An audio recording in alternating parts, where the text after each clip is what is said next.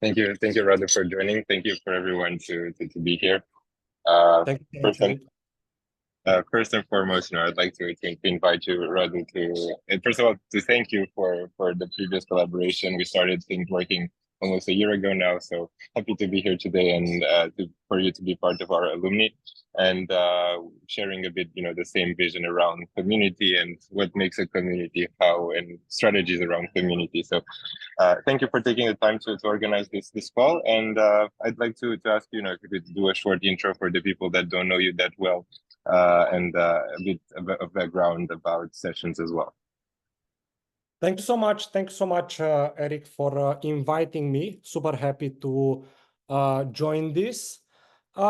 So I'm Radu. I'm a founder and CEO of Sessions, a company that builds the tools for the next billion entrepreneurs. We have a big and bold vision on how the world would look like from a work perspective, how the future of work will look like, and we are building super intensely towards that direction. We are seed founded. We are a startup that's seed founded. We also raised a community round with the help of SeedBlink, growing super interestingly. And some words about me before building Sessions. I bootstrapped a services company. For those of you who are from Romania, I built Trencadis, the company that built RoAlert. Company that I exited in 2022, focused on sessions when I realized the potential of building a platform that bundles everything communication and collaboration into a coherent experience. The project that evolved towards Session. So Eric, thank you so much. Super happy to do this. Thank you, Radu. So this talk for today, we'll talk about the importance of community, and of course, we'll also go into fundraising and the strategies around fundraising from your community. But first and foremost, I think let's start from a more philosophical standpoint. And the first question to you, Radu, is how do you define the community around Session, and who do you look at when you think of community around Session? Community is a core element of our strategy. We are a community-led product, super important. So community, it's a fundamental layer in our strategy. It was from day one, and we plan to be a community-driven company even when we will be a scale up. So community is fundamental for us, super important. And can you tell us about the early days of Sessions, and how did that community look like? You guys use it also from a product perspective, but you also switched it into a fundraising perspective. So what were the early days of Sessions and the early days of the community of Sessions looking like? So I think that to start with the fundraising part, we never imagined the community to be a fundraising medium or to be a fundraising context. And I think this is the most important idea to start with when building a community. We don't build community to fundraise. We build community to add value in those community. If we start by building specifically just to fundraise, I don't think that it will be so successful. So considering that, returning to the original story, why the community, we built something that even today we are not flawless in explaining. At that moment in 2020, it was a conceptual nightmare in our brain. We knew what are the problems. We knew what we don't like about how today technologies are built. We knew from a technical and architectural perspective what to build, but we find it very hard to explain. And we realized that in order to to validate what we are building conceptually and technically, we need to build an energy around our project. We need to build a coherent feedback loop between us as a team and the market. We are kind of early to have customers. So basically, we build, firstly, you could say, a beta testing sounding board, extended sounding board. This was, okay, let's present our concept, let's iterate it with a group of people that understand our field. And literally, that was the first step. We need a dialogue partner in our ecosystem to not be a, I don't know, a lot of people are talking with venture capital. How do you think about, but they are not the most relevant insight source when building. So it's better to talk with the market. So this was the original idea behind our community. And after that, we realized that this can be evolved into something way more relevant. For example, the following step in building firstly prototyping, validating, but after that we realized that this is also an interesting go-to-market channel if we articulate correctly what we are doing and the engagement with the community. So community was fundamental in our product hunt launch, for example. With our community, we built our first product hunt launch that finally concluded in sessions being the product of the year in the work from anywhere category on product hunt. Community was a base. And after that, it was very organical. We build continuously. The community right now, we have more than 3,000 people in our active community, in our main channel on our Slack. How do you typically engage with them, or what are the use cases that you're looking at? Can you repeat the question, please? What's the engagement level with, or how do you measure engagement with your community? What does it translate into in terms of activity? Interesting question, but we look at some very simple metrics as number of community members and number of engagement. Number of engagement meaning the number of comments, likes, interactions in our Slack channel. So these are, from a numbers perspective, this is what our head of community is constantly looking from a KPI perspective. But this is, I mean, they are important, but this is not the core. I mean, we don't want to look very good from a numbers perspective on the number side in our community. We look at engagement in general, at how active is our community, and we have different threads in this direction. We have interactions on product side. We have a very strong support side. We have a very strong use case support part of our community. So we have different branches, but the objective of sessions community is purely to provide value to our users. And considering this statement, we are continuously evolving around this concept. Because even the needs of our users in regards with sessions are evolving. And from a founder perspective, I would assume that at the beginning you were basically the head of community, and then you hired someone to take over that role. And then the question comes from a CEO level: is the head of community a marketing role? Is it a business development role? Or is it a role that transcends, departments? And how do you look at it from a CEO perspective? It's not a marketing role. I think it's a community role. I mean, the Savian, who's running our community, it's a super talented guy that he built communities before. He's a, I think that, look, from my perspective, the most appropriate people for community building are not necessarily business people. You can find very good community people that organize the NGOs, for example, that managed in the past to bring together people without having strong incentives for them. This is super important, because if you have a very clear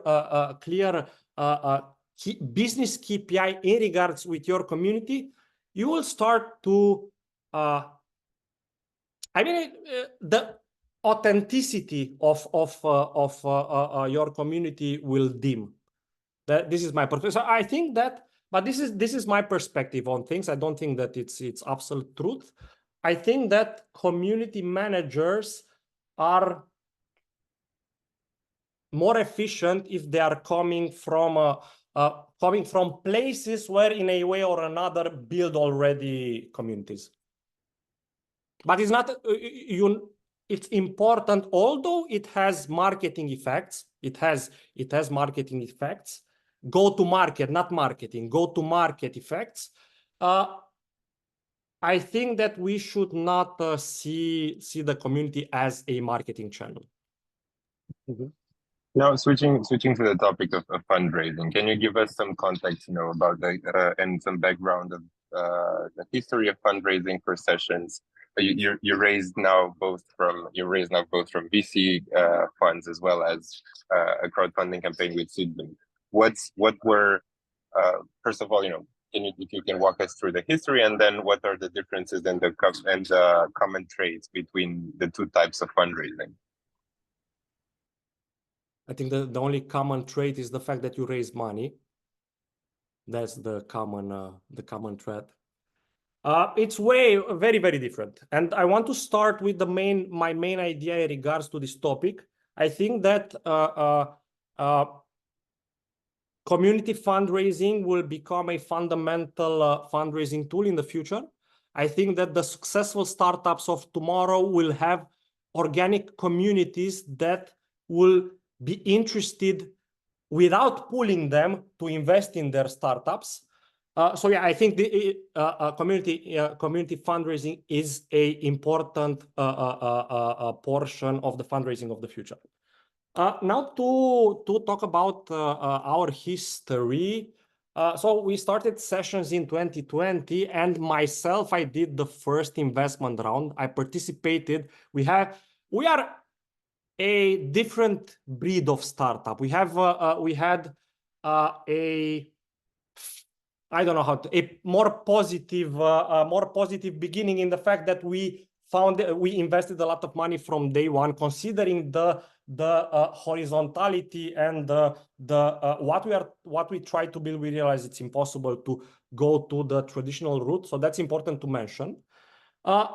After that, after doing my original round, we raised a seed round from a 4.5 million seed round led by Early Bird, with the participation of Launch Hub and Stride, Early Bird being the fund that invested also in UiPath. And Launch Hub also super active. They are from Bulgaria. I like them very much. Super active in the region. Total recommend to talk with them if you have great ideas. And also we have Stride.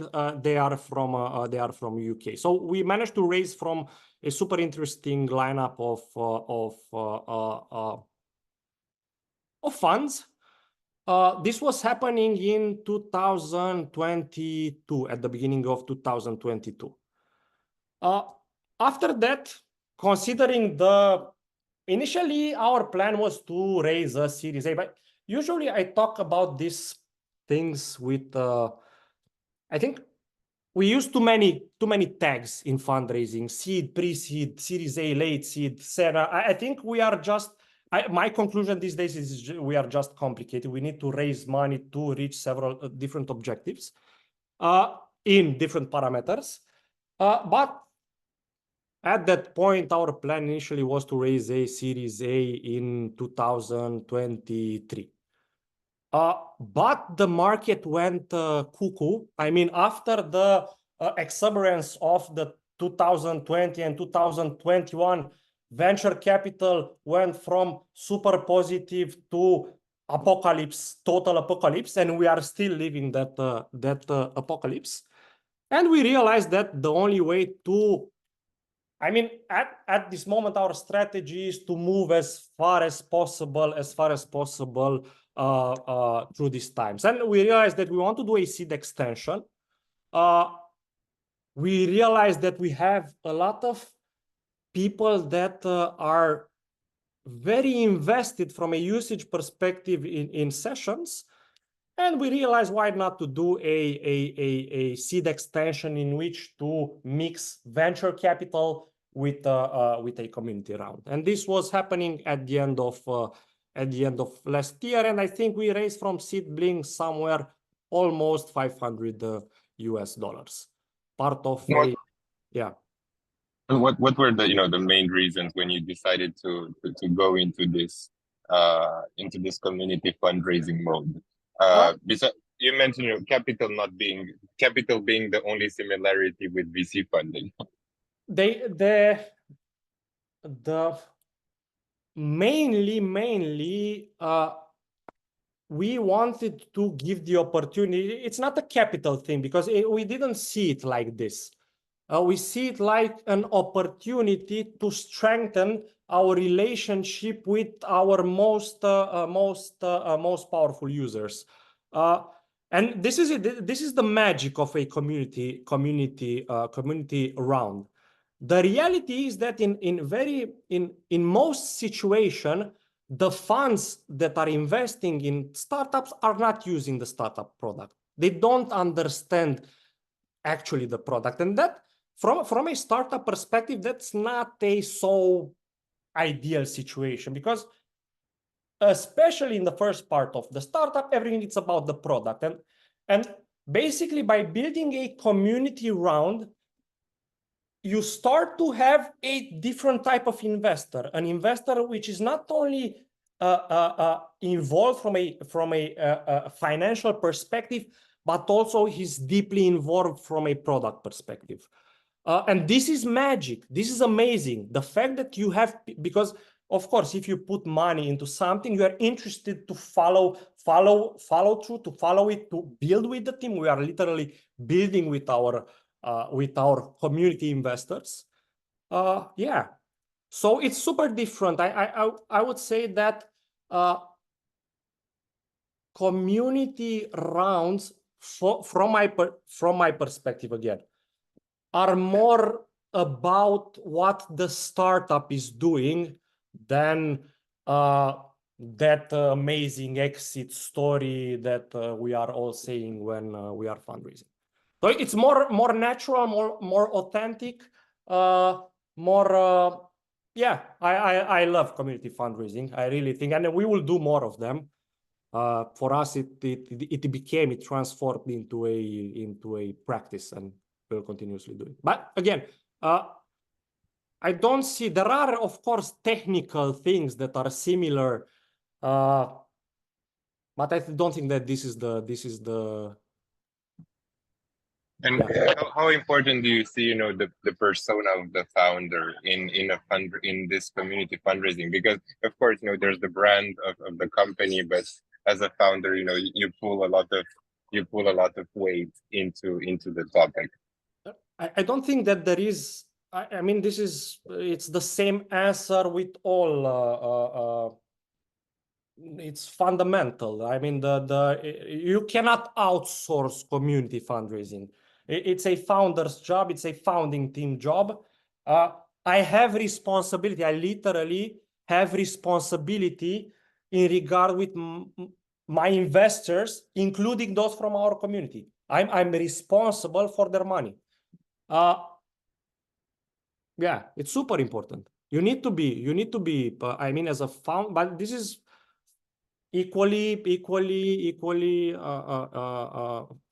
equal for all aspects of a startup. I think founders are, we are if no funders, no startup. That's the story. It's simple. I think, a lot of things have been spoken about, the expectations of the investors from the company and from the founders. But what are your expectations as a founder from the investors that invested into the company, both from a VC perspective, but also regarding the topic of today from a community perspective? Mm-hmm.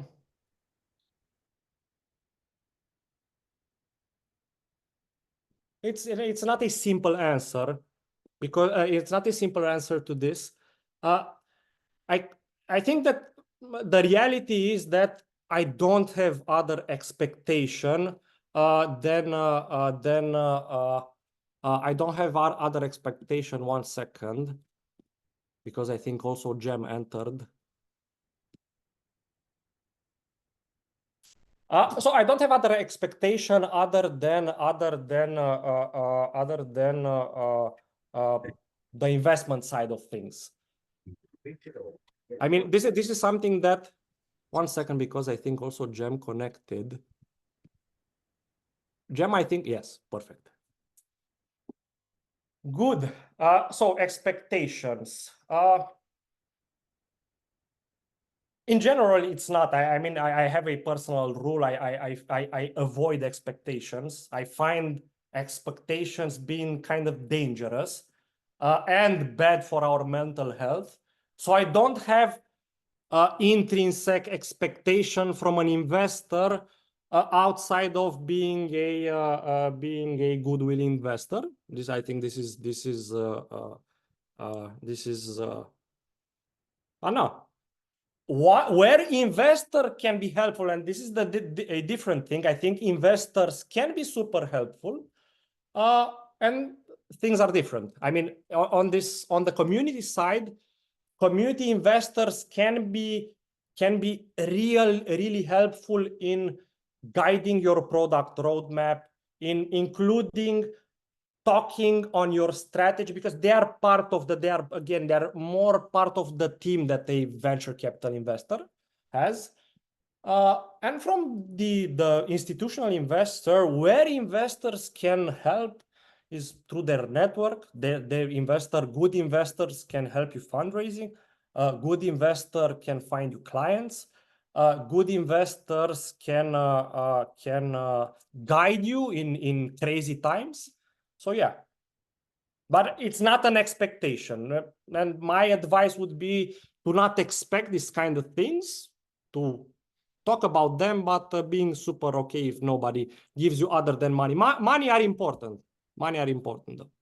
I think, expectation is a tainted word in this case. It was rather, what would you want to happen?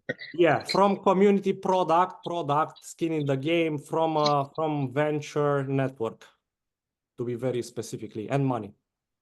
All right. And talking about the community fundraising, are there any specific tactics or initiatives that you engage in order for the fundraising to be successful, and like tips and tricks that you think are relevant for people that want to do it and replicate this? To communicate with your community, for sure, not push it. I mean, I recommend for those who choose to do community fundraise to not push you will scare your community if they will feel that your only scope is to take money out of them. So this is a recommendation from a best practices perspective.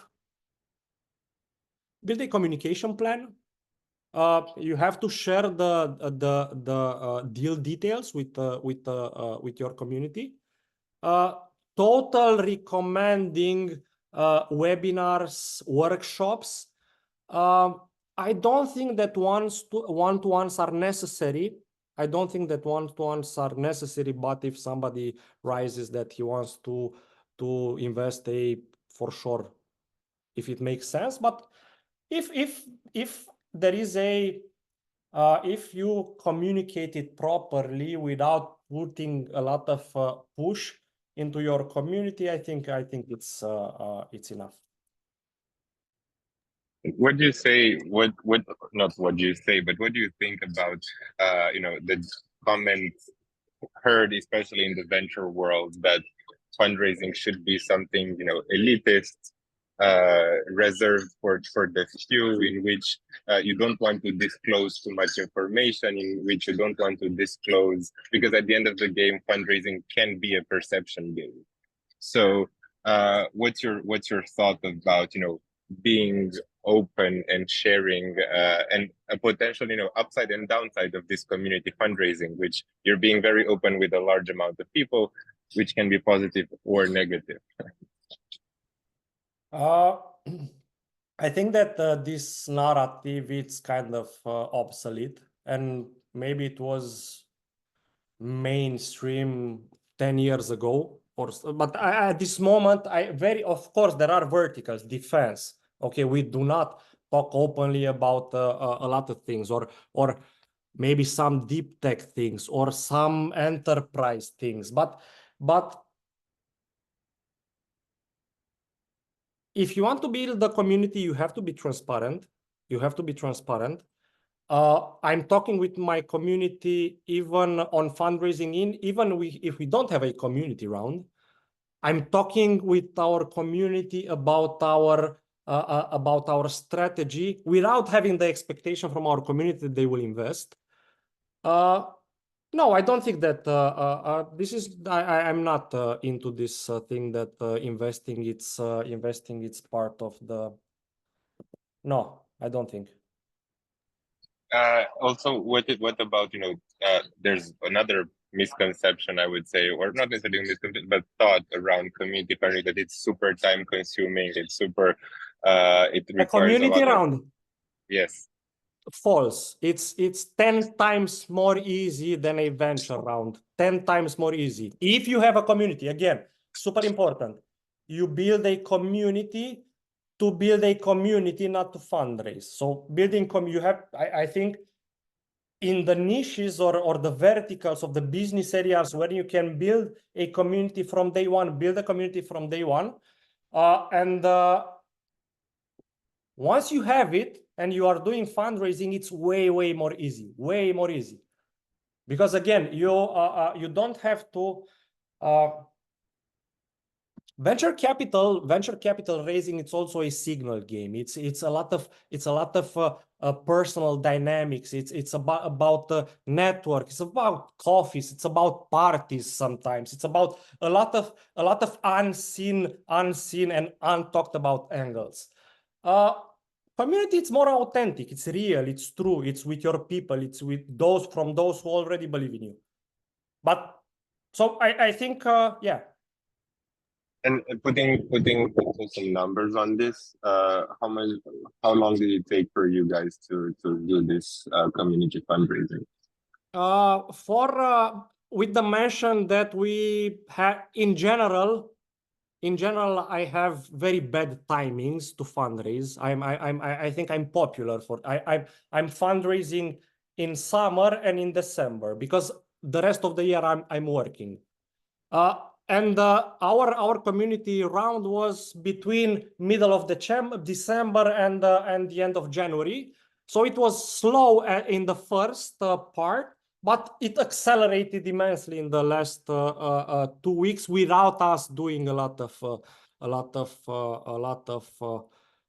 push.